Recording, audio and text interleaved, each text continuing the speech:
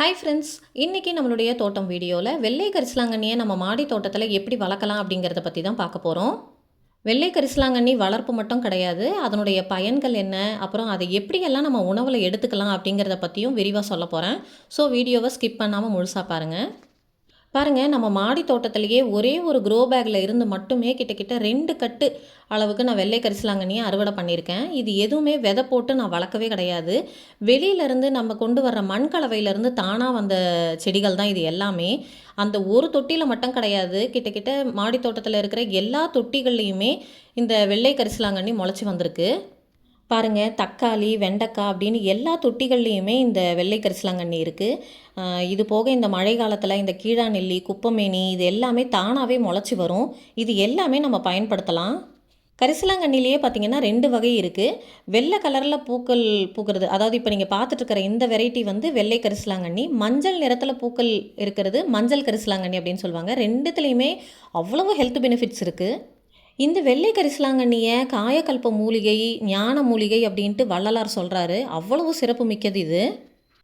இந்த கரிசாலை இலைகளை நம்ம தேங்காய் எண்ணெயில் போட்டு காய்ச்சி பயன்படுத்தும் பொழுது தலைமுடி சம்மந்தப்பட்ட எல்லா பிரச்சனைகளுக்கும் ஒரு சிறந்த தீர்வு அமையுது. கண்மையை தயாரிக்கிறதுக்கும் இதனுடைய இலைகளை பயன்படுத்துகிறாங்க.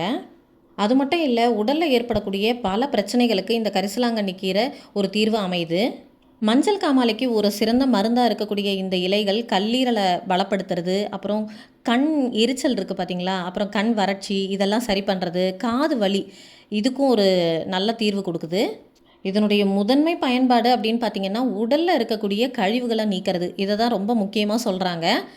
சளி தொந்தரவுக்கும் ஒரு சிறந்த தீர்வு கொடுக்குது இந்த கரிசாலை.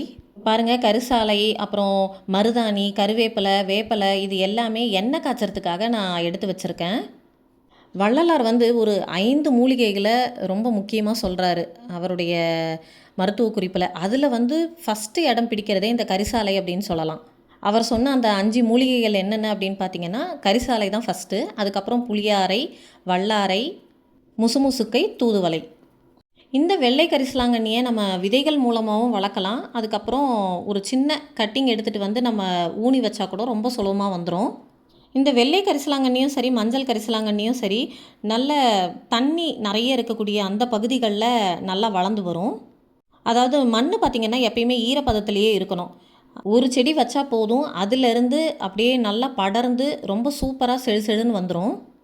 இந்த வெள்ளை கரிசலாங்கண்ணியை நம்ம உணவில் எப்படியெல்லாம் எடுத்துக்கலாம் அப்படின்னு பார்க்கலாம். நம்ம மீதி கீரையெல்லாம் சூப் வைப்போம் பார்த்திங்களா, அந்த மாதிரி இந்த கரிசாலையை சூப் பண்ணி குடிக்கலாம்.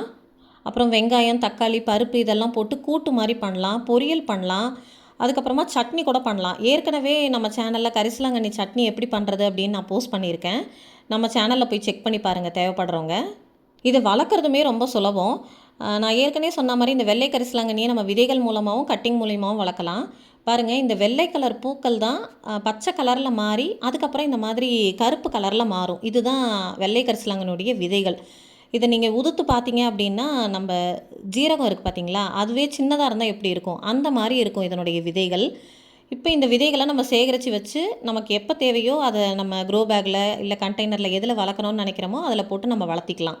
இப்போ நான் இந்த விதைகளை எடுக்காமல் விட்டுட்டேன்னா அப்படியே வெடித்து எல்லா இடத்துலையும் அதுவே செதறிடும். அதனால் இப்போ நான் இதை எடுத்து அதே க்ரோ பேக்லேயே கொஞ்சமாக போட்டு விடுறேன்.